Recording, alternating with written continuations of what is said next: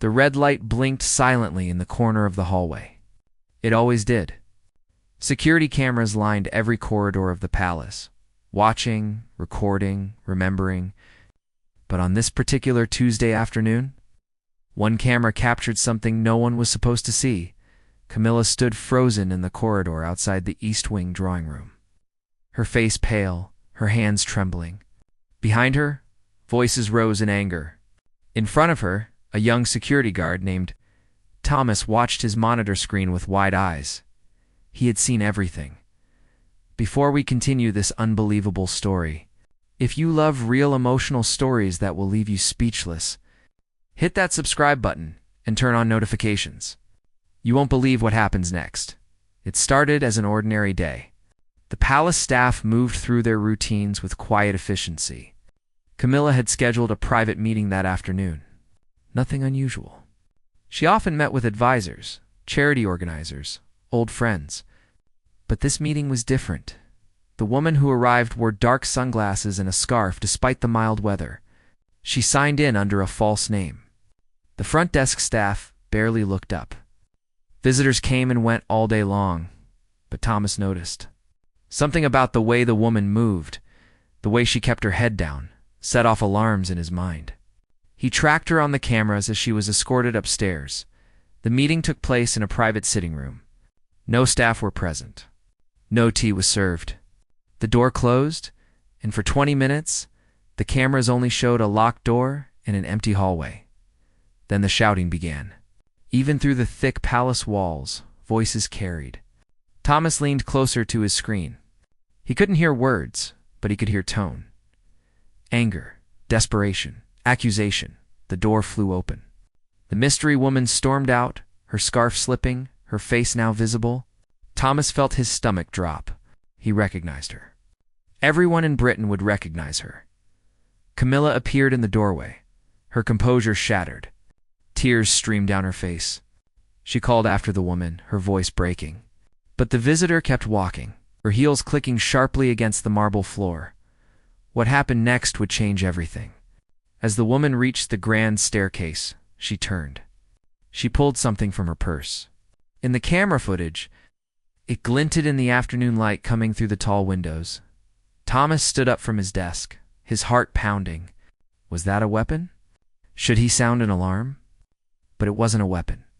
It was a phone. The woman held it up, showing the screen to Camilla, who had followed her into the hallway. Even from the camera angle, Thomas could see Camilla's reaction. She staggered backward, as if physically struck. The woman said something. Just a few words. Then she turned and descended the stairs, leaving Camilla alone in the corridor, gripping the wall for support. For several long moments, Camilla didn't move. She stood there, shoulders shaking, one hand covering her mouth. Then slowly, she looked up. Her eyes found the camera. She stared directly into the lens. And Thomas realized with a chill that she knew. She knew it had all been recorded. What happened in the next 60 seconds would become the most closely guarded secret in the palace. And Thomas, a 26-year-old security guard who had worked there for only 8 months, was about to become part of it. Camilla walked toward the camera, toward his station, toward him. Thomas heard her footsteps before he saw her. Quick, determined, echoing through the stone corridor that led to the security office. He glanced at his supervisor's empty chair. James had gone for his afternoon break. Thomas was alone. The door opened without a knock. Camilla stepped inside and Thomas immediately stood, unsure of protocol. He had never been this close to her before. He had only seen her from a distance, always composed, always regal. This woman looked nothing like that. Her mascara had run in thin black lines. Her hands still shook, but her eyes, red and swollen as they were, held fierce determination. The footage, she said. Her voice was rough, barely above a whisper. From the East Wing, from the last 30 minutes, I need you to delete it. Thomas felt his mouth go dry. Delete palace security footage. That was against every rule, every protocol. He could lose his job. He could face criminal charges. Ma'am, I can't. The system logs everything. There are backups. Multiple people have access. I know how the system works, Camilla interrupted. She stepped closer to his desk, her eyes never leaving his face. I also know that you have a 7-minute window before footage is automatically backed up to the main server. I know you're alone right now. And I know that you saw what just happened. Thomas swallowed hard. She was right about all of it. The backup system ran every 8 minutes. He had maybe 5 minutes left before this footage became permanent, accessible, unable to be erased without leaving a trail. Please, Camilla said, and her voice cracked. She wasn't commanding now. She was begging. You don't understand what this means. What it will do, not just to me. To people I care about. Thomas looked at his screens. With a few keystrokes, he could pull up the footage. He could watch it again, see what the mysterious visitor had shown on that phone screen. He'd try to understand what had caused such a violent reaction. Or he could do what she asked. Delete it? Pretend it never happened. Who was she? Thomas asked quietly. The woman who visited you. Camilla closed her eyes. A tear escaped, running down her already stained cheek. Someone from a long time ago. Someone who should have stayed in the past. What did she show you? On her phone. Something that could destroy lives. Camilla opened her eyes again. They were pleading now. Please. I'm not asking as who I am. I'm asking as a person. As someone who made mistakes a long time ago and has tried to make up for them. Don't let one moment, one terrible moment, undo everything. Thomas thought about his mother. She had raised him alone after his father left. She had worked 2 jobs, sacrificed everything, and made mistakes along the way. But she was human, flawed, real, and he loved her for it. He looked at Camilla and saw the same thing. Not a title, not a position, just a frightened woman asking for help. His hand moved to the keyboard. His training screamed at him to stop. His supervisor would be back in minutes. The backup system was counting down. Security protocols existed for a reason, but he typed in the command anyway. The screen asked him to confirm, delete footage. This action cannot be undone. If I do this, Thomas said slowly, and anyone finds out, I'll be fired. Maybe arrested. My entire career will be over. If you do this, Camilla replied, I will make sure you're protected. I promise you. Thomas didn't know if he believed her. Promises from powerful people often meant nothing. But something in her voice, the raw desperation, made him want to trust her. His finger hovered over the enter key. On the screen, he could see the time stamp counting. 2 minutes until automatic backup. 2 minutes to decide? What he didn't know was that someone else was watching. In another part of the palace, on another monitor, someone had been following the same camera feeds. Someone who had seen everything. And that person was already making a phone call. Thomas pressed the key. The screen flashed. Footage deleted. Recovery not possible. Camilla exhaled, her entire body seeming to deflate with relief. She reached out and gripped the edge of his desk to steady herself. Thank you, she whispered. You have no idea what you've just done. What you've just prevented? But Thomas wasn't looking at her anymore. His eyes had moved to another monitor. Camera 12. The main security hub 2 floors down. His supervisor James was there, but he wasn't alone. He was talking to someone. A man in a dark suit? Both of them were looking at a screen, pointing, their body language tense. Thomas felt ice water flood his veins. Ma'am, he said quietly. We have a problem. Camilla followed his gaze. She stiffened. Who is that? With your supervisor? I don't know. But they're in the main hub, where all the backup footage gets stored. Camilla's relief vanished instantly.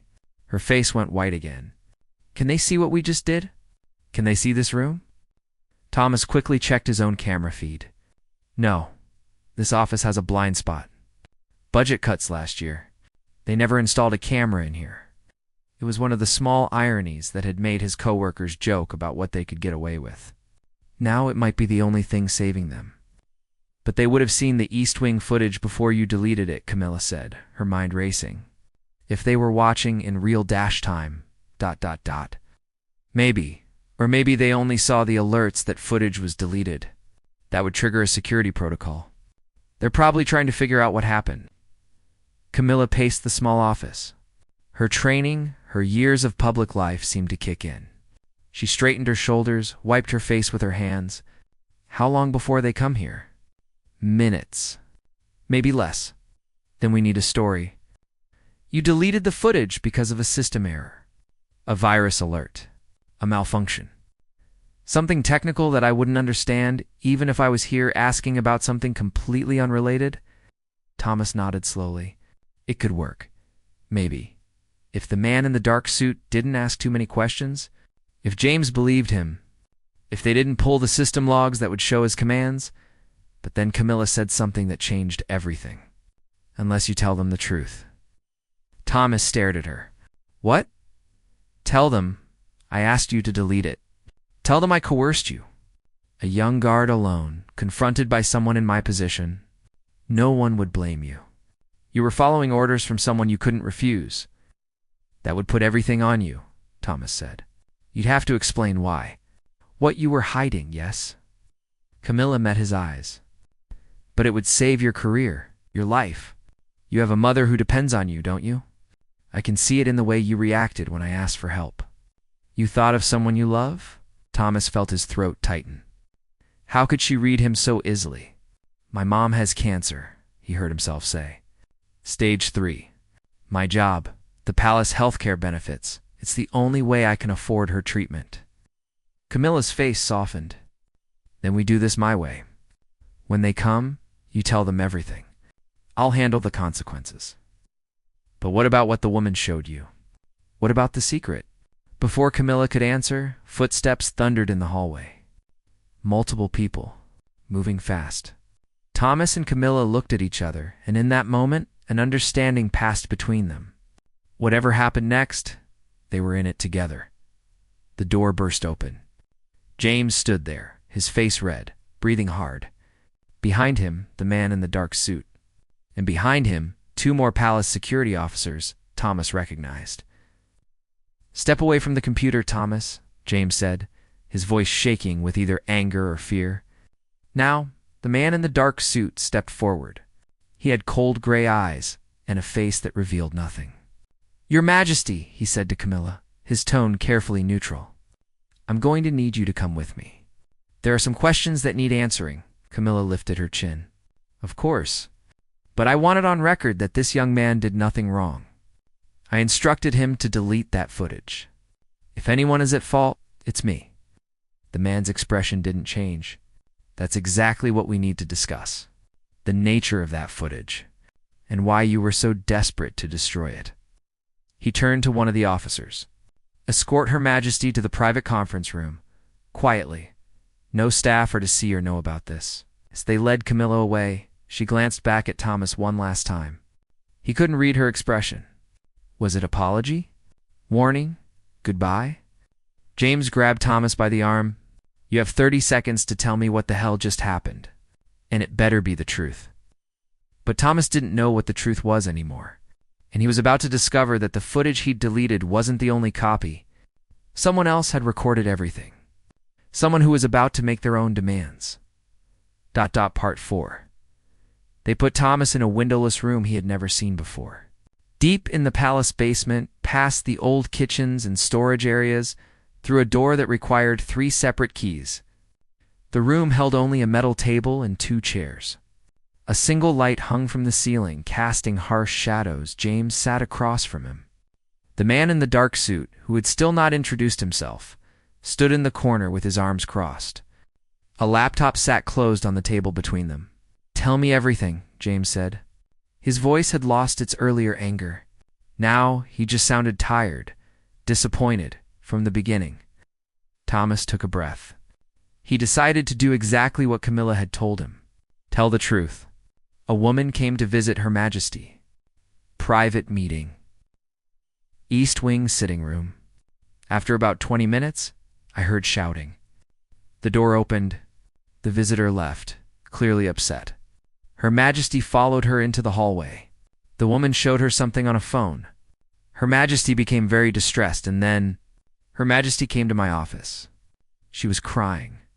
She asked me to delete the footage. She said it would destroy lives if it got out. And you just did it? James leaned forward. 8 months of training, all the protocols we drilled into you. And you just deleted palace security footage because someone asked? Not someone. Her Majesty. And yes, I believed her. She was terrified, James. Not acting. Not manipulating. Actually scared. The man in the corner finally spoke. His voice was quiet, controlled. Did you watch the footage before you deleted it? Did you see what was on the visitor's phone? No, the angle wasn't right. I couldn't make it out. But you saw who the visitor was. Thomas hesitated. This was the piece that made everything more complicated. Yes, say her name. Laura Hendricks. James closed his eyes. The man in the corner didn't react, but something flickered behind his eyes. Everyone in Britain knew that name. Laura Hendricks, investigative journalist. The woman who had broken 3 major scandals in the last 5 years. The woman who had brought down a cabinet minister, exposed corporate fraud, and revealed secrets that powerful people wanted buried. If Laura Hendricks had visited Camilla secretly, if she had shown her something that caused that kind of reaction, then this wasn't just about deleted footage. This was about something much bigger. Here's the problem, the man in the corner said, moving forward for the first time. He opened the laptop and turned it to face Thomas. That footage you deleted? It's not gone. Thomas's heart stopped.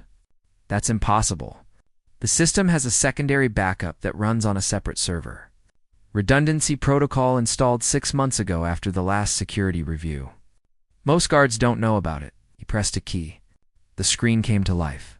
There it was. The hallway. The visitor. The confrontation. Camilla's face. The phone screened. The man zoomed in on the image. Enhanced it. And suddenly, Thomas could see what Camilla had seen. What had made her stagger? What had driven her to beg a stranger to break every rule? It was a photograph. Old, grainy, but clear enough. Camilla, much younger, maybe 30 years ago. And with her, a man. Not Charles. Someone else. They were close, intimate, and in the background, barely visible, another figure. A child. Oh God, Thomas breathed. Now you understand, the man said quietly. This isn't about an affair. Everyone knew about those. This is about something that was buried, paid for, silenced. A child that was never supposed to exist in any record. A child who would now be in their 30s. And Laura Hendricks found proof. James had gone pale. If this gets out, it won't. The man closed the laptop. Because we're going to contain it. But I need to know who else knows. Did Her Majesty tell you anything else? Did she make any calls? Send any messages? Thomas shook his head. She came straight to me. She wanted the footage gone before it backed up. That was all she cared about. And Laura Hendricks? Where did she go after she left? I don't know. She walked out the main entrance. After that, she was outside my camera range. The man studied Thomas for a long moment. Here's what's going to happen. You're going to sign a non-disclosure agreement. Everything you saw, everything you heard becomes classified. You never speak of it again. Not to your mother, not to your friends, not to anyone. If you break this agreement, you don't just lose your job. You face prosecution under the Official Secrets Act. And if I refuse, then you'll be charged with destruction of palace security footage, dereliction of duty, and conspiracy. Your mother loses her health care. You lose everything. Is that really what you want? It wasn't a choice. It was a threat wrapped in bureaucracy. Thomas thought about his mother in her hospital bed, about the treatments that were keeping her alive. He thought about Camilla's terrified face. He thought about a child who had been erased from history. I'll sign, he said quietly. The man pulled papers from his briefcase. As Thomas read through the dense legal language, he asked the question he knew he shouldn't. What happens to Her Majesty? The man's expression remained neutral. That's above your clearance level. But I can tell you this. Laura Hendricks left the palace 2 hours ago. Her flat was searched 30 minutes later under a counterterrorism warrant. Her phone, her computer, all her files were seized. And the photograph? The original? It no longer exists. You destroyed evidence, Thomas said, stunned.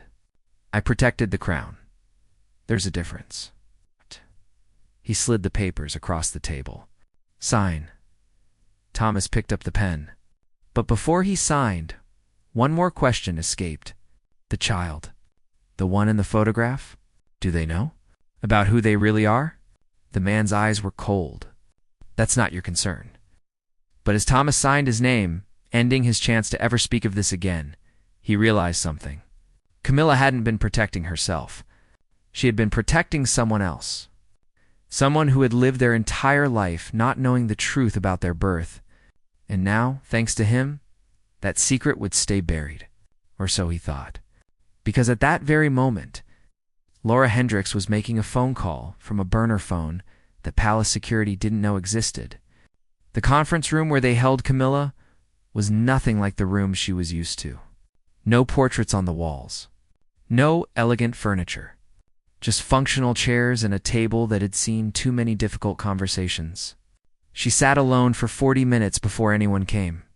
When the door finally opened, it wasn't the man in the dark suit. It was someone she knew.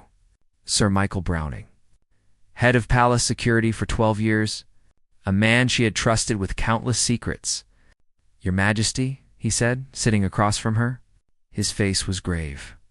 We need to talk about Laura Hendricks. She's a journalist doing her job, Camilla said, keeping her voice steady. Nothing more. Ah! She's a threat. And she came to you with evidence of something that could destabilize everything we've worked to build. Your reputation, the monarchy's standing, the carefully managed narrative of your life. Camilla laughed, a bitter sound. Carefully managed narrative. Is that what we're calling lies now? We're calling it protection. The same protection that's kept that child safe for 32 years? The same protection that gave them a normal life, away from cameras and speculation and the weight of a legacy they never asked for. Camilla's composure cracked. You think I don't know that? You think I haven't thought about them every single day since I signed those papers? Since I agreed to pretend they didn't exist? Then why are you protecting Laura Hendricks? She came here to blackmail you. To use your past against you. Oh, Camilla shook her head. She came here to tell me the truth. That my child is dying.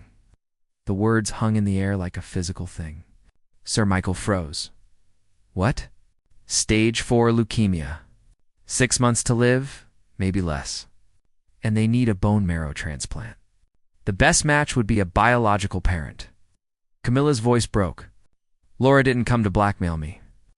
She came because she's been investigating my child's adoption records for a different story. She discovered who they really are. And when she learned they were dying, she decided to tell me. To give me a choice, I gave up 32 years ago.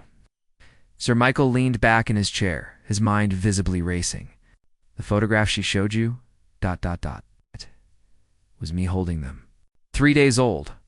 Before I gave them up, before I was told to forget they ever existed. Before I was told that being their mother would destroy everything. Tears streamed down Camilla's face now, unchecked. Laura found the original in an archive. She tracked down the nurse who took it, who kept it all these years. And she brought it to me because she thought I deserved to know that my child was dying, that I had a chance to save them. Can't, Sir Michael said immediately. If you come forward as a donor, if you take a bone marrow test, the connection will be discovered. The truth will come out. Everything we've protected will collapse. I know. Camilla's voice was barely a whisper. That's why I asked that young guard to delete the footage. Not to hide an affair. Not to protect my reputation. But to buy myself time to think. To decide if I'm going to let my child die to preserve a lie. Sir Michael stood and paced the room. There are other options. We could arrange for an anonymous donor. We could pull strings, find matches in registries, expedite the process. They've already tried that. No matches. Time is running out. Camilla looked up at him. I'm the only real chance they have. Then we find another way. We test you under a false identity. We hide the results. We make sure no one connects it. And if it works, if I'm a match, how do I explain where I am during the procedure? How do I hide recovery? How do I live with myself knowing I saved them but can never tell them who I am? Sir Michael had no answer. They sat in silence, the weight of impossible choices pressing down on both of them. Finally, Camilla spoke again. What happened to the guard, Thomas? The one who helped me. He's signing an NDA. He'll be protected, but silent. Good, he doesn't deserve to be punished for showing compassion. She stood, smoothing her dress, her royal composure returning like armor. And Laura Hendricks? Her flat was searched. Her materials were seized. She's been warned about national security violations. But she'll talk. She's a journalist. They always talk. It's not if she values her freedom. We have enough on her to make life very difficult if she goes public. Camilla walked to the door, then paused with her hand on the handle. There's something you should know, Michael. Laura gave me something before she left. Before your people took everything from her flat. Sir Michael's eyes narrowed. What, a phone number? Written on a piece of paper that I destroyed immediately after memorizing it. A direct line to my child. They don't know who I am, but they're willing to talk to anyone who might be a donor match.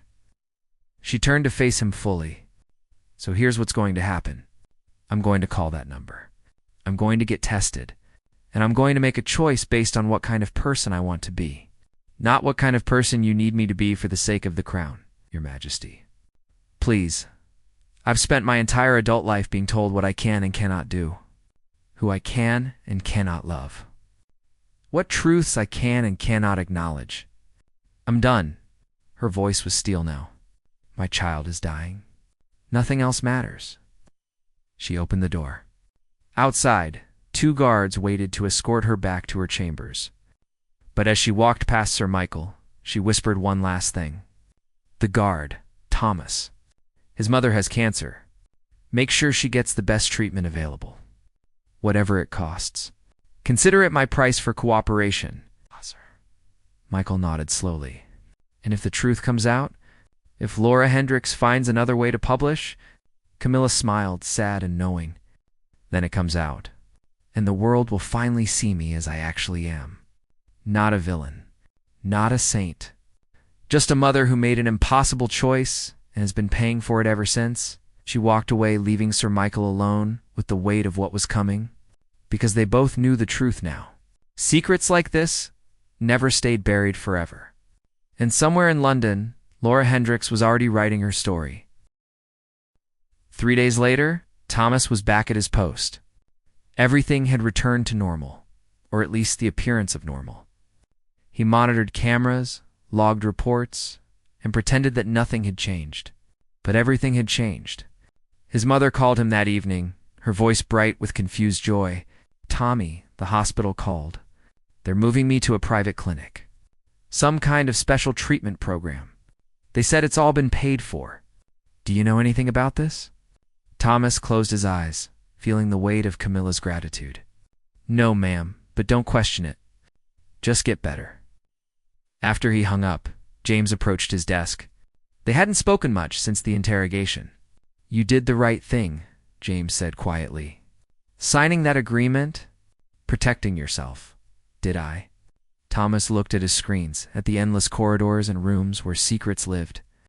Or did I just become part of the machine that buries the truth? James didn't have an answer.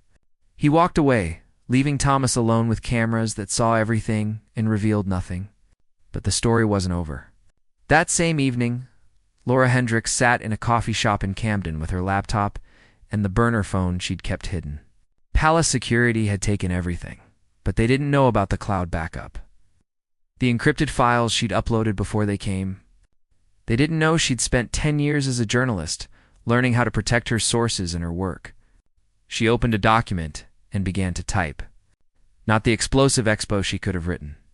Not the scandal that would have destroyed reputations and sold millions of copies. Instead, she wrote a different story. A human story. A mother's impossible choice. When saving your child means destroying your life. She wrote about a woman who had given up a child decades ago under pressure from institutions more powerful than herself. A woman who had lived with that choice, that grief, that loss. And a woman who now faced the ultimate test: reveal herself and save her dying child, or maintain her silence and let them die. She didn't use names. She didn't identify the palace or the royal family directly. But anyone who read between the lines would understand. And more importantly, anyone in a similar situation forced to choose between truth and survival would see themselves in the story. Laura uploaded the article to a major newspaper's secure server. Then she made a phone call. "It's done," she said. "The story runs tomorrow. They can't stop it now." On the other end of the line, a voice responded, weak from illness, but filled with quiet determination. "Thank you. For finding her. For telling her. For giving us both a chance. What will you do? If she comes forward? I don't know. Part of me wants to meet her, to know her. But part of me understands why she made the choice she did. I've lived a good life. A normal life. Maybe that's her gift to me." Pause.